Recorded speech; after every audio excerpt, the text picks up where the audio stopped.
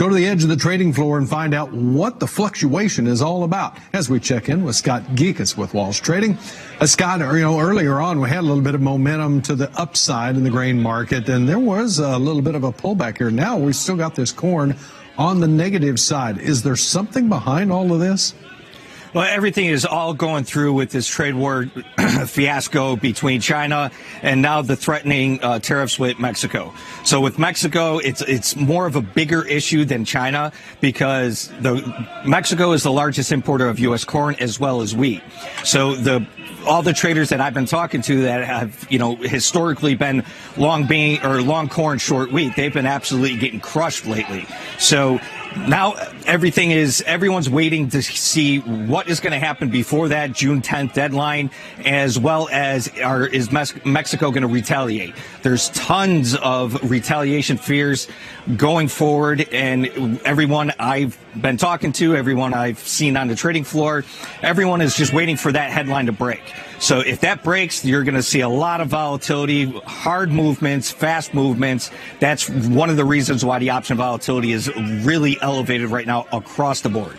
Scott, where does that leave this progress report, the planning progress report then that's coming out later on this afternoon?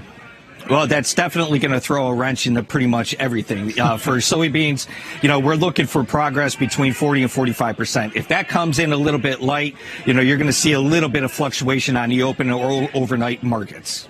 Okay, we'll take a break and we'll come back and visit about what's going on over in the livestock trade. See what numbers show us over there next. Stay with us here on the Market Day Report.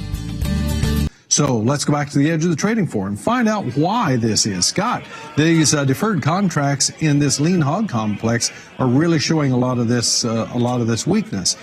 Is there a reason why we are so weak in the deferreds? Honestly, I can't even explain any reason why it's going lower. You have everything is pointing, as far as the fundamentals, everything's pointing into the upside with the lean hog market. We had the weekly exports that came in very strong, a little bit over 54,000 tons that were, for the weekly exports. So with that being said, African swine fever is still running rampant. It's not controlled. Everything points to the upside, yet the market keeps having a pressure to the downside every single day. We've been down pretty much for the 7 straight days, trading days at least. So we're going to see how this is really shaping up. But this is one of those very tricky markets where, all the fundamentals are pointing to the upside, yet the market keeps going lower. That is one of the reasons why theory is theory and not in practice. So you got to keep in mind with that. There was quite a sell-off in that feeder cattle market last week as we ended up wrapped up the month of May. Now that we're into June, we've got these front 2 contracts starting to come back here a little bit. Is that a sign that maybe the bottom is close?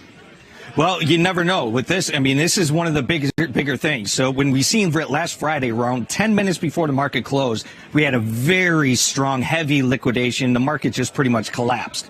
If you look at the chart, it looks broken. So with the tariffs with Mexico, that's a big thing. They're the number 3 importer of U.S. beef. So if we're waiting to see how this is really going to play out, we need something to get done before June 10th. Or we're going to see what the retaliation is going to be. Retaliation fears right now is the biggest thing that everyone is looking at right now. And if we see any type of headline, you're going to see a much stronger pullback in that market. That basically spells more volatility for this and a lot of the other markets as well.